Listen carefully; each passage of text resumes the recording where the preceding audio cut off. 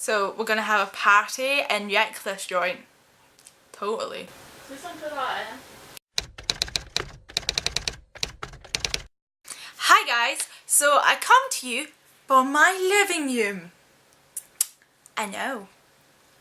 Proper light and brightness from the window. Okay, so yes, yeah, we're in my living room because my parents are away for the week, so I'll probably be filming this week's videos in my living room because of space reasons and lighting. And excitingly, this is made possible by my tripod. It came today and I'm so happy with it, and it's just if you guys are wondering, it's a Cam Link T-Pick 2800 and I would recommend it. I like it so much and quite happy with it for filming. Well, like, I think it's meant to be like a travel one or outside one, but it's perfect for indoor filming for what I want to use it for. So I'm happy. Quick Camp NaNoWriMo update before I get into the main purpose of this video, which is of course my June wrap up. I've only technically wrote 815 words today in my Camp Nano project.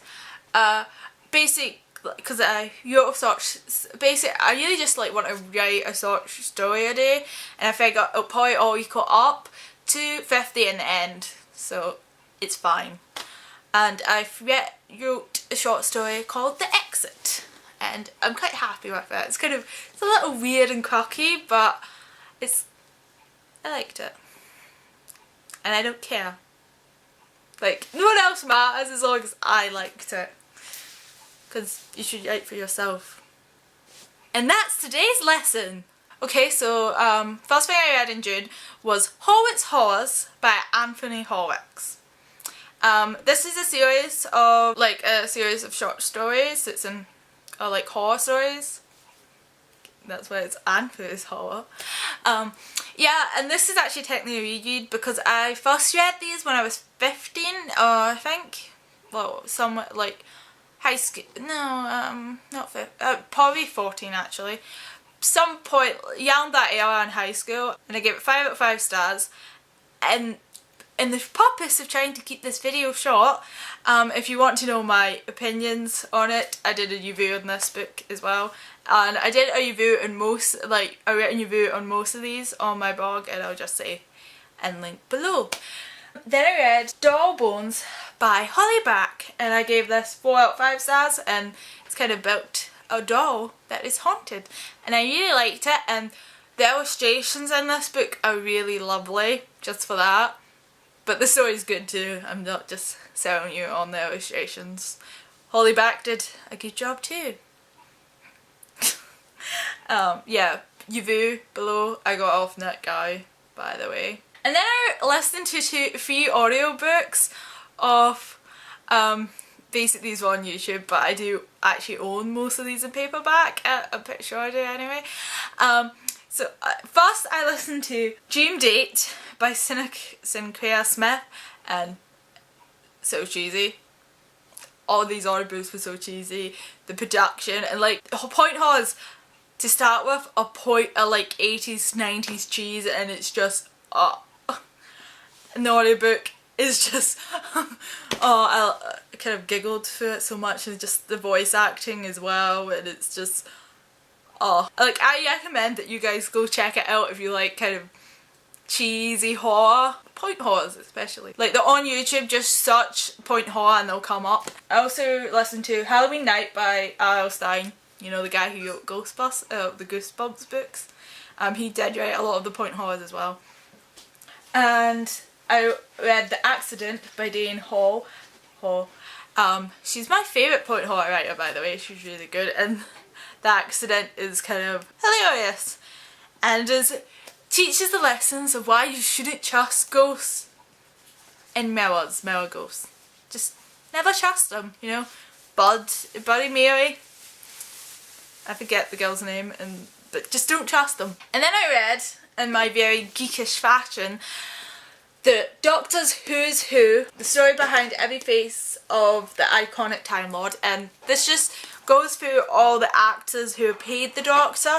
It is a bit out of date, obviously, because it was printed in 2010, and the person who wrote this book is not a Time Lord nor Secret. So, you know, but it was interesting, like, because it does, like, the kind of the production of Doctor Who and, like, how it developed, sort of, as well. And just, like, somewhere in London, I just, like, thought, oh, made me go, oh, yeah, it was, like poor, Colin Baker got fired from Doctor Who, like, and just, like, it wasn't, like, a proper reason, like, the BBC just didn't know what they were doing for Doctor Who, so they just, like, decided to fire him randomly, and I'm just like, oh. But, yeah, I would recommend it to any who wishes, like, Doctor Who fans. I hate the Tom Whovian. I just hate that word. Then I read The School for Good and Evil by, I don't know if I should even attempt to say this name because I have no idea how to tag it, but here comes my butchering of it, by Somin Channing. Yeah, it's on the cover. And I got this off NetGuys too, and there's a review of this on my Yet New Review if you want details. I gave it 3 out of 5 stars. I felt like it's like meant to be about fairy tales and stuff, and it just like it kind of just, there's just a lot of things about it that bugged me, but this video is in danger of being really long, so I don't want to get into it, and I know about it in my blog if you're really interested, but I just felt like it was kind of, it wasn't like classic fairy tales, it was kind of the Ye Yetin ones, because it's like, they mention Snow White and he says step-mother, not mother, and there's this whole weird thing about evil having to be ugly, but even in fairy tales it's not that way. Like, for example, Snow White's mother starts off being really pretty and vain, obviously. She transforms herself into an old hag, but it's never ever stated that she can't turn back. No, it was a disguise. Then I read, and got my heart broken by the way, Falling by Crack Crack.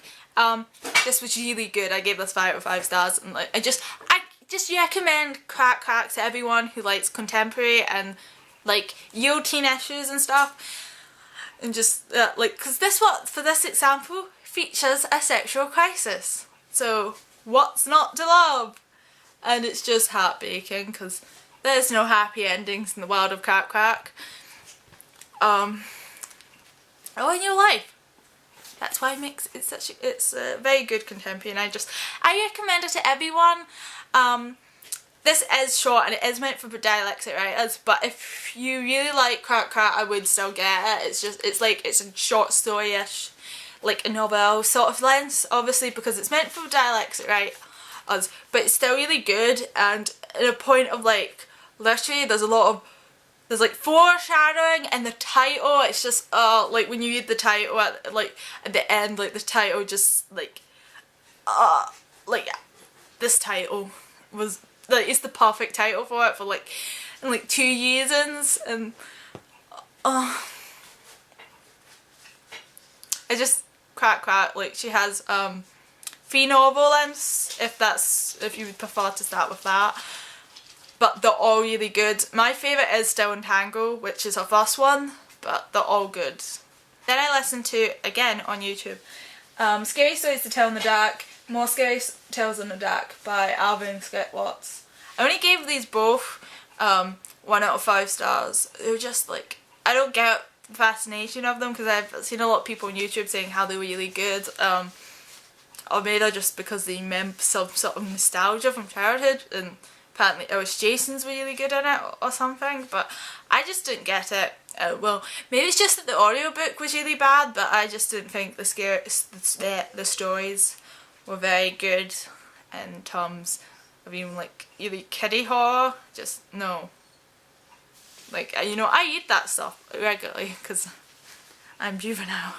Like, if you guys, like, I listened to like a few audiobooks because I was in college, and I like listening to horror stories while I'm in college because like I listen to creepypastas and stuff while I'm doing work. I don't know why. I just like to do that.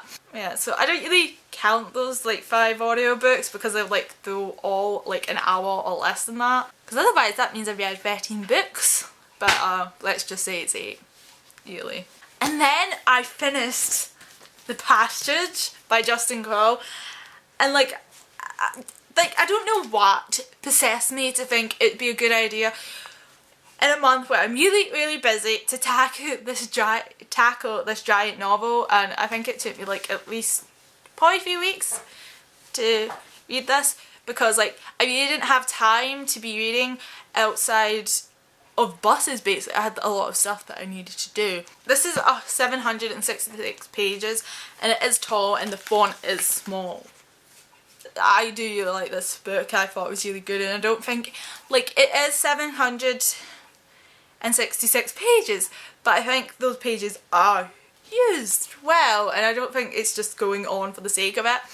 And the thing like, this is kind of like end of the world scenario and stuff, like, and it's the government kind of this weird virus thing that kind of turns people into these vampire-like creatures, but it's not like kind of vampire slash zombie, I want to say. But I found it really good, and I think it's kind of interesting that it starts before the apocalypse well, yeah, let's just go for that. Apocalypse happened, you know, like it happens before that event, you know, it starts before then, so you kind of know the circumstances that cause it to happen and stuff. And I've already went and bought the sequel, and this is a library book, and I bought my own copy of this. It is second hand, but it was kind of good stuff. So I've got the sequel to this, and I will maybe be getting it this summer, we'll see. And then I read Acid by Emma Pass, which I gave 4 out of 5 stars. I've done a review on this, but it won't show up until Wednesday, this Wednesday, because that's how I post my reviews now. If you don't, yeah, I post the review every Wednesday on my blog now, just for you guys to know. That's now a regular thing, and I will definitely be keeping it up during the summer. Yeah, I thought it was really good, except the world building really let it down. I just didn't buy it because it's like, it's meant to be 100 years, it's set 100 years in the future and better, and I didn't believe that the events leading up to what happened. I just didn't buy it, and that slightly ruined it for me. But it's a really good book, and the main character, Jenna Strong, is really kind of a kick-ass female. There is a few other things that are slightly weird about this book and kind of a moment. It did have an "oh, why are you doing that" moment, but sometimes books just, and TV and movies, especially horror movies, have that moment where you say, why the hell are you doing that, stop it. But otherwise, I thought it was a really good book, and I really enjoyed it, and it's kind of nice to find some more British dystopia, because it tends to be just Americans. Yeah, just Americans. I don't think I've read any dystopia set anywhere else but America and Britain. So yeah, I got that off NetGuy, and the review will be up this Wednesday. And then I read Paradise by Joanna Nadin, and I gave this 3 out of 5 stars. I would usually say this is kind of a light read, if you want to say summer, because there's a girl in a bikini. But I've got also props to this cover. It actually relates to the book, like the whole cover, which is awesome. Like, there's the main character wears a red bikini in the book while swimming. So yeah, though it isn't like a summery beach read, though it is set in a seaside town mostly. It's kind of about secrets and stuff, and I will be doing a proper review of this book, and that'll be up next Wednesday. But I wrote it already. So like, I don't feel bad about it, because yeah, I wrote to finish, like I finished the review today and did a full review today, so I did do writing, not just Camp Nano emo. I really like the format, layout kind of these books, because it's basic one chapter's in the main character's Billy's point of view of like the present, and then the next chapter will be set in the past, and it would be a family member of Barry's who's talking, and I found that really interesting and kind of like like it's like Yulon secrets that like Barry will never find out, and some she does find out about and stuff. It's just really good, and I did like the ending, but it was a good book. I would call this a light read, and it's like it's less than 200. It's less than 300 pages, so like if you find this book in the library, I would recommend picking it up. Like I did. You guys may have noticed that I've only talked about library books and books I got off NetGalley, and that following here is the only book that I actually own. But I bought this book this month, because this book came out this month, by the way. So this was a very bad month in terms of my to be read pile. Yes, I read 8 books, but none were from my to be read pile, which is a bad thing, I guess. But I enjoyed the books I did read, so it was good. It was a good reading month in those terms. So I'm gonna go now to get wasted, because like I said, I'm in a house by myself except for my sibling, which is, she's in the kitchen behind us, that's why I'm pointing. So we're gonna have a party in Reckless joint. You know, I'm kidding.